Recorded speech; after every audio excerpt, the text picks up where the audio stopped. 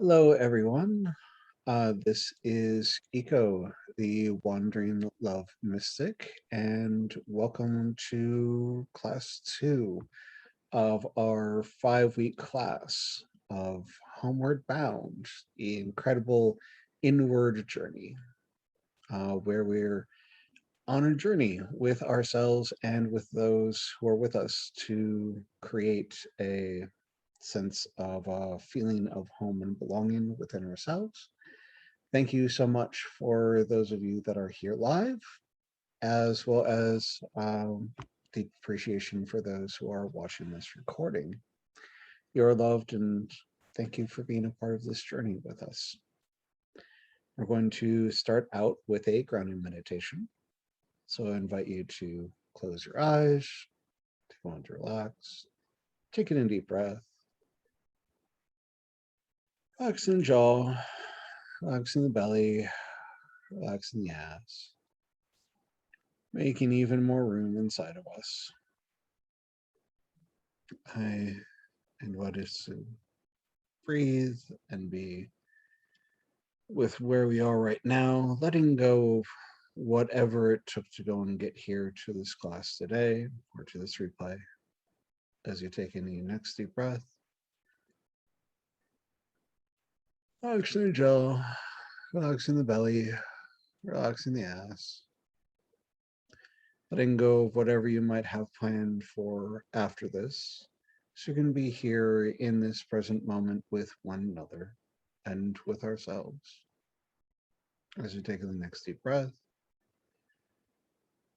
I invite you to bring your awareness to your feet and notice where they're at, perhaps being on the floor or if they're tucked underneath you.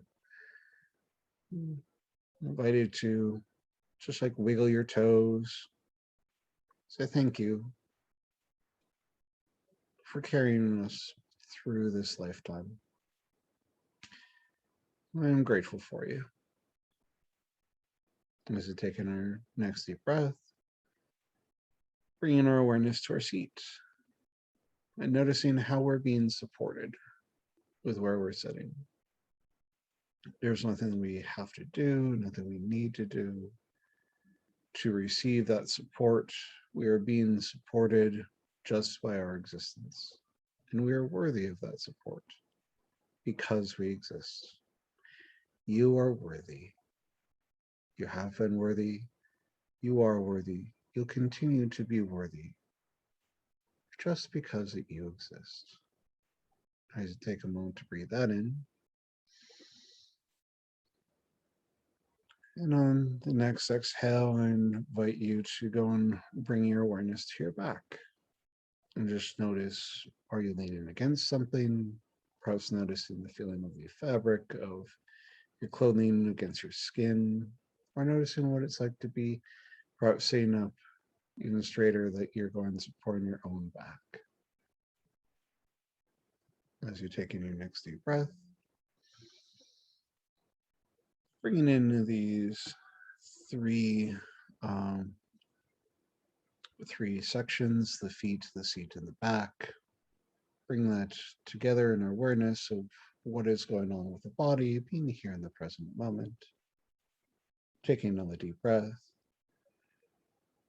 Relaxing the jaw, relaxing the belly, relaxing the ass, making even more room inside of us as we are continuing to go and create this space of home and of being inside of each of us.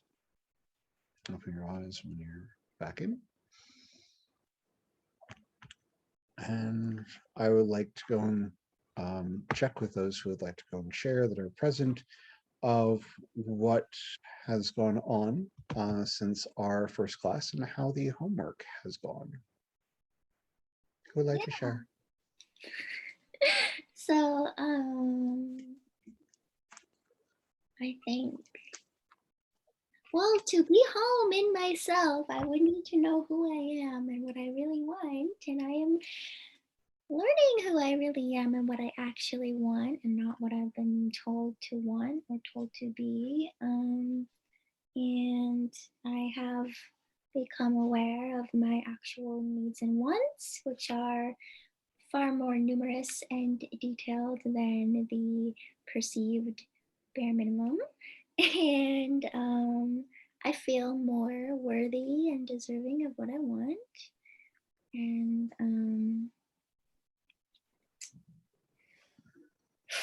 yes, I did the looking in the eye and the you are home. And I think that made things better with my very difficult days that like everything is okay and I'm here and there really wasn't judgment anymore. There was acceptance. I think that's it. That is beautiful, and I really wrote down that to be at home within myself, I need to know who I am and what I want instead of what I've been told that I should want. And that is definitely a big key and big part of this, of being able to attune to one's own heart, to attune to our own soul and be like, what is it that feels right to me? What is it that feels good to me? And being able to begin unhooking from what it is that other people, perhaps very well meaning people outside of ourselves, have told us this is what we're supposed to want, or this is what we're meant to want, and perhaps guiding us away from what our authentic truth is, because it was different from what is in the mainstream or acceptable within the family or within the community or within the church. It is one of the things that we're actually going to be delving into during this week and next week. So this week, it's about embracing wanting what your heart wants. That it's actually okay to want what your heart and soul wants. That you get to define what is home to you and what you need to feel like you belong. Even mainstream society says that you should want or need something different. This is about being okay within yourself, what you want and need within you. And as Layla so aptly pointed out, is being like being able to actually identify what that is like, of who am I and what do I actually want, is a critical thing. As we were mentioning during last week, if we don't know what we actually want within ourselves, even if it's staring us right in the face, we may not recognize it, being like, I see something, what are you? And do you match with me? I don't know. And it's okay not to know.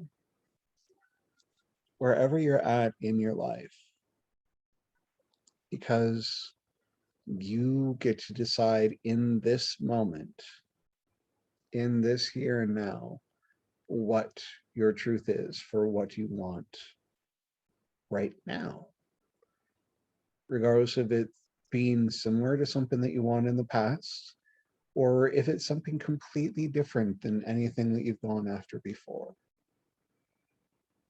You're allowed to change your mind. You're allowed to say, this is who I am now, even if it's different than who you've known me to go and be. You are the final arbiter of your soul's truth. So let's take a moment to actually breathe that in. Into our hearts, down to the earth.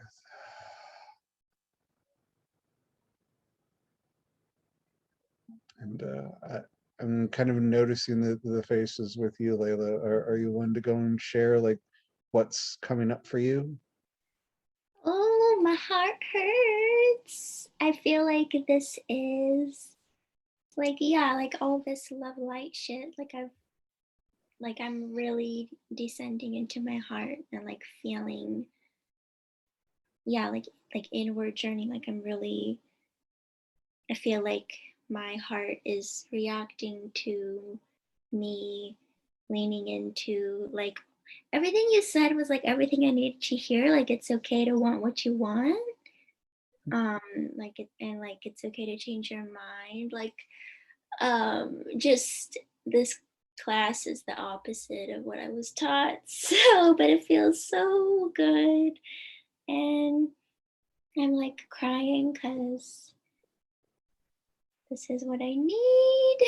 And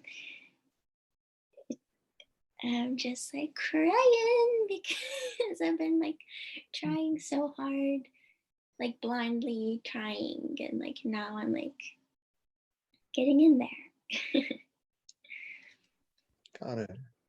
Thank you so much, Layla, for your vulnerability and allowing your emotions to show up and allowing your tears to go and show and allowing yourself to actually feel. That vulnerability is really courageous, and I hold that tenderly in my heart. And I know for myself, it it can feel kind of painful to reopen a heart, especially if it's been closed off for a while. I was literally cut off from my own emotions for about 14 years, from age 7 to 21, where I was really intellectual, really up in my head, and didn't really feel anything. Like the closest I got to feeling was during that time period when I stumbled across country music when I was a senior in high school, and it actually evoked tears from me. And a part of me started to fall in love with country music because I actually felt something. And even through that, I didn't even have the cognitive awareness to be like, I don't feel anything else. I just knew that when I listened to it, I felt something, and I like to feel something emotionally.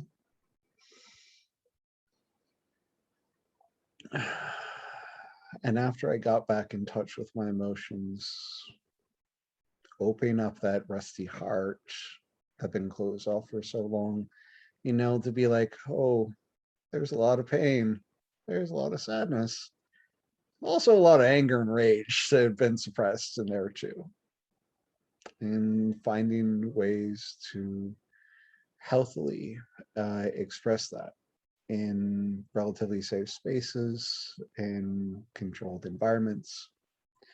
Like for me, um, I did Taekwondo for about a year and a half. And the reason why it was recommended to me was that it was one of the most aggressive forms of martial arts. And within that, there is a term known as sparring, which means, you get to practice the moves, the punches and the kicks with other people that have been learning the class with you. And through that act of sparring, there's a part of me that is like, I'm getting to beat up on people and be able to be aggressive, and it's actually okay. This is amazing.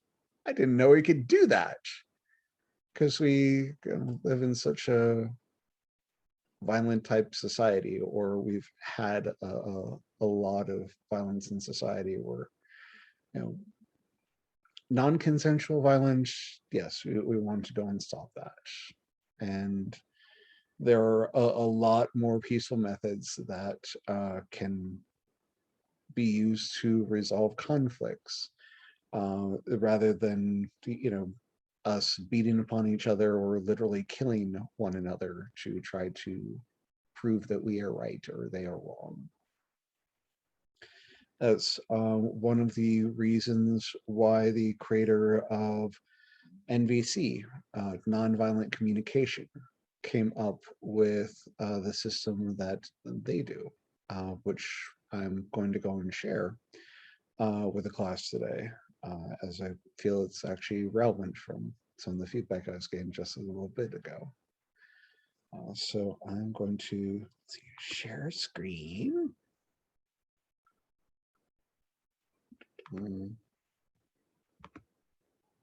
And so with nonviolent communication, there is this idea that um, every person has the same universal needs, and the nonviolent communication came up, their organization came up with these like 72 universal needs that everyone has. And so the main categories of those are connection, physical well-being, honesty, play, peace, autonomy, and meaning. And there are different nuances within each of those, and different aspects to take a look at. Now, while each of us may have these needs, what is different is which need is the most important to us, or some of our top needs. For example, I have a high need for honesty and integrity, and authenticity is also very high on the list. So those are like some of the, you can have a need that is both one of the main categories or one of the sub ones as well. And another high need for me is freedom of choice. So there's autonomy, choice, freedom. And for someone that has a high priority for safety, some people may feel that me having a freedom of choice threatens their safety. And so within nonviolent communication, there is an idea that what we fight about isn't actually the needs themselves. What we fight about is our strategies to get those needs met. And so if we can break down the conversation to the point of talking about here's the underlying need going on, and will you work with me, will you collaborate with me to help me get my needs met, things can go move forward from this. Also, in the viewpoint lens of nonviolent communication, there's the idea that every feeling that we have comes from the perception of our needs being met or our needs not being met. So there's another list of the feelings inventory from nonviolent communication. So when we, in this lens, perceive that our needs are being met or satisfied, we'll have feelings of things like affection, being affectionate, engaged, hopeful, confident, excited, grateful, inspired, joyful, exhilarated, peaceful, and refreshed. And there are subcategories for each one of those. Likewise, when feelings, when we perceive that our needs are not being met or not being satisfied, that leads to more of the negative emotions going on. And so with those emotions, those would be like being afraid, annoyed, aversion, confused, disconnected, disquiet, embarrassed, fatigue, pain, sadness, tense, vulnerable, or yearning. And with that point, what I have found is that nonviolent communication is a useful way to be able to shift part of the conversation and to give some language to stuff that I may be feeling going on, that I can at least get a sense of going on, and to be able to give some words to it, which helps to go and communicate it. Because I found for myself and others that have struggled with feelings in the past, that we feel something that's going on, but we don't know how to describe it, and not going to describe it, and not wanting to be wrong, or not wanting to be made fun of, just not saying anything and being like getting emotionally stuck. So I'm going to pause right there for the moment, and welcome Cheryl for joining us tonight. I'm curious what comes up for either one of you for what I've been sharing so far with the nonviolent communication viewpoint of things.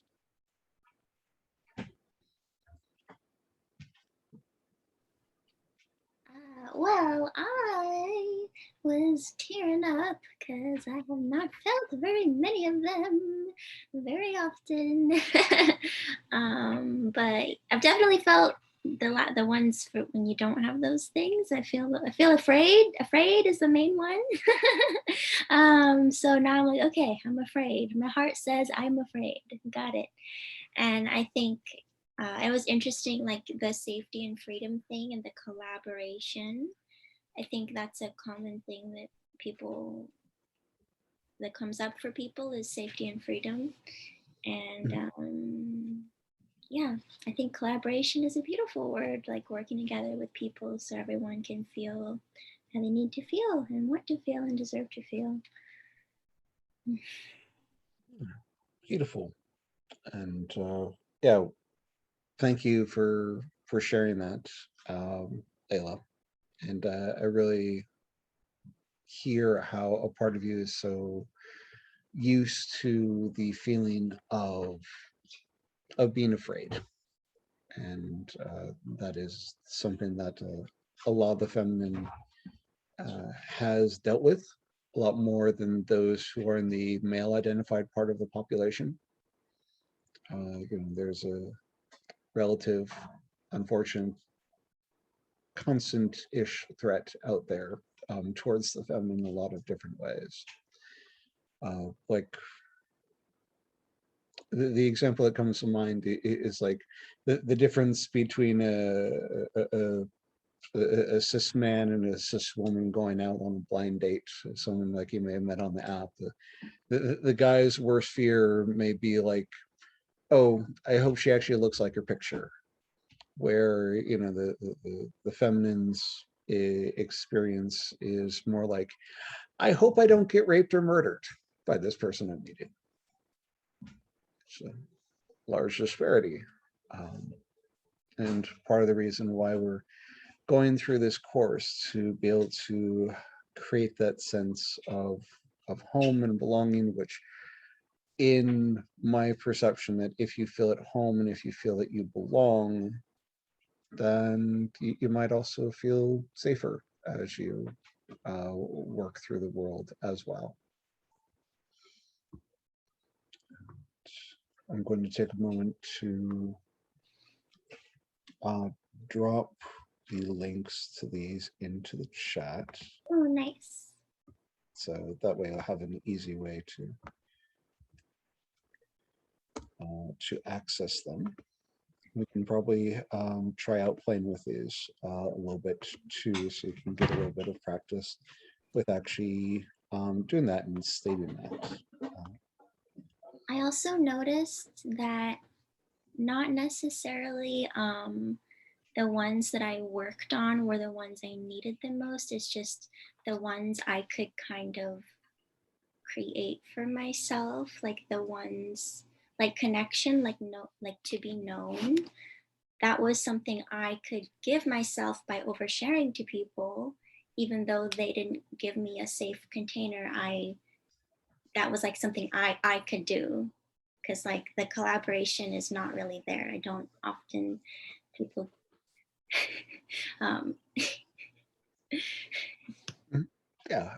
So what I think I'm hearing, Layla, is that a part of you is really yearning and looking to have that need to be known fulfilled. And the best way that you could figure out how to go and do that was to just share yourself over and abundantly, without necessarily checking in with your permission with the other person, being like, hey, do you actually want to know this about me? Are you open to hearing this about me? And Right. Like to be known probably isn't like my number one need. It's probably like safety or something, but I don't feel like yeah. But yeah, that's why we're trying to have all that within. So because you can depend on yourself, maybe, possibly, hopefully. So mhm, I I totally get that, and thank you for sharing that. And something that we'll be doing in a moment is giving those of you here an opportunity to actually go through the needs inventory and write down what you think your top 10 needs are out of the list of all the needs on the list, which I have found for myself to be a very useful exercise. And sometimes it's been a challenge of being like, I have so many of these needs and they resonate with me. Of like, what is it that I actually are like my top 10? What are like my most important ones? And with that, I've also gone through a practice myself of just being able to say, okay, so I'm going to write down like all the needs that resonate with me, like right now for what I need. And then once I have those needs down, then begin to be able to like rank them.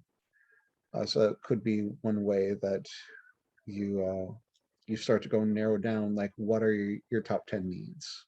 And it's okay for your needs to actually change over time, because we do learn, we do grow, and as our circumstances change, as our environment changes, as we grow and become more secure within ourselves, some things that were a high need may fall down as a lower need.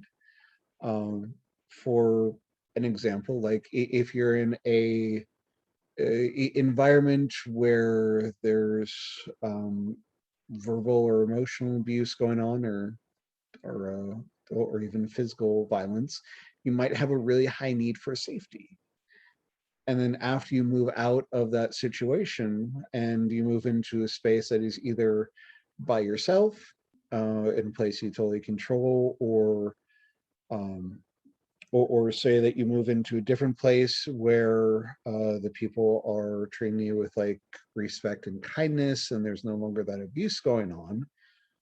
Once you've worked through that trauma, because often those who of us who have been abused do go and become traumatized by what we go through, and that takes inner work to resolve. That once we work through that trauma, then we may find that something like a need for safety goes down and is replaced by some of the other needs that were lower down on the list that become then a higher priority because we have that need handled, so we don't have to be like constantly going for it all the time. And I see the heavy breathing with you, Layla, and I'm curious if you'd be willing to share what's coming up for you as I'm talking about that. I am trying not to disassociate. I'm just very sad. And I was looking at the words and most of the connection words. Like looking at the categories made me realize like I'm alone. And like what I shared about like all the one-sided like um uh but yeah, that was helpful. Hurts a lot. But I have clarity. I can see now, as I said, not just blindly like yeah, this is helpful.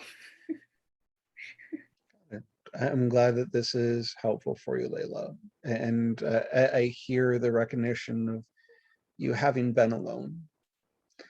And I desire you to know that I am here for you. I am here with you.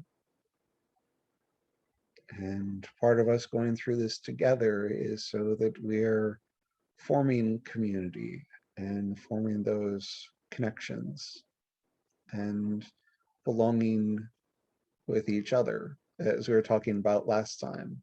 The idea of kind of like, yes, we're building our own individual homes, and just like, homes in a neighborhood, we're still together.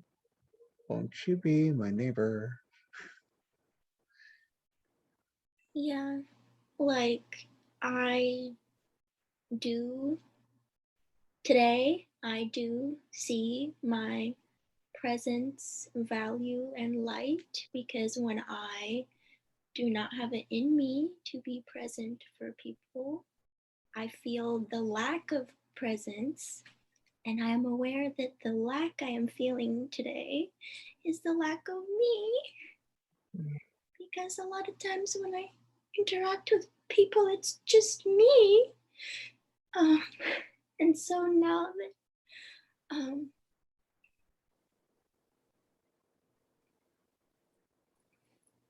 so yeah, so something in my internal home I would like is an internal home situation for like a way, like I know how to like do the love light for myself, but I am aware that I want something for like right now. But thank you for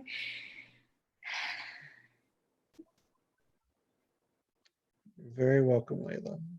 And I hold you so tenderly in my heart, and I really appreciate your vulnerability.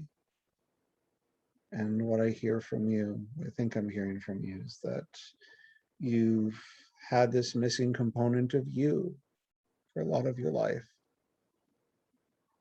And I invite you to invite yourself back home, back within you, and to include yourself with you, because you're important and you're valuable and you're worthy just because you exist.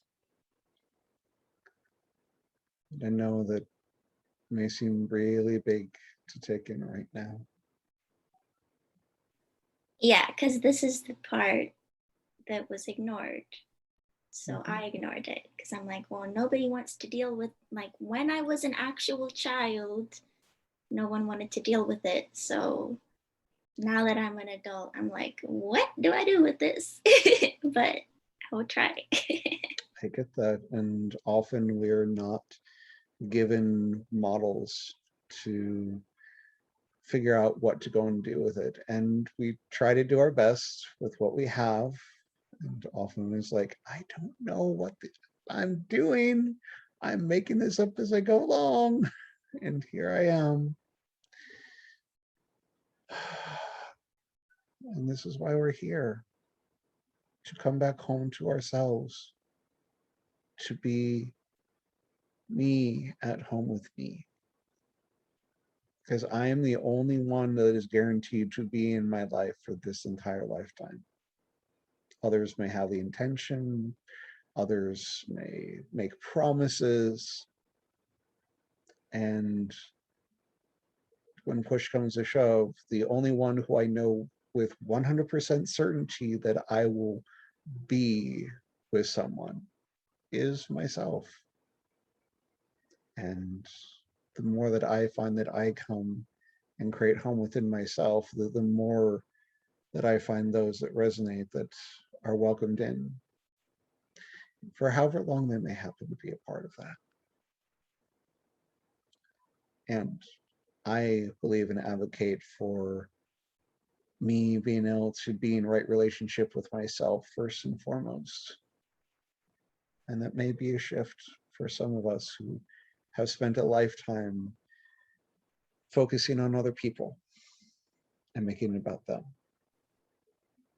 Right. And like, yeah, like my heart is not currently budging when I feel like people are wanting the same things that I would give. And I'm just kind of like, I am worth saying no to them and saying yes to me, even if all I have for the foreseeable future is me, because that would be better than what I was doing. And I pick me over them because me is better. And like things are gonna change. And I'm like really thinking like what did I think I was getting out of what I was doing? And do I like, I'm not even really, I'm just like focusing on this, but I'm like really looking at stuff. I acknowledge you for doing the hard, deep inner work, Layla. And yeah, you get to have boundaries, you get to have standards, and you get to go and say if something isn't good enough and saying this is unacceptable. I'm not going to tolerate this in my life. And that's okay.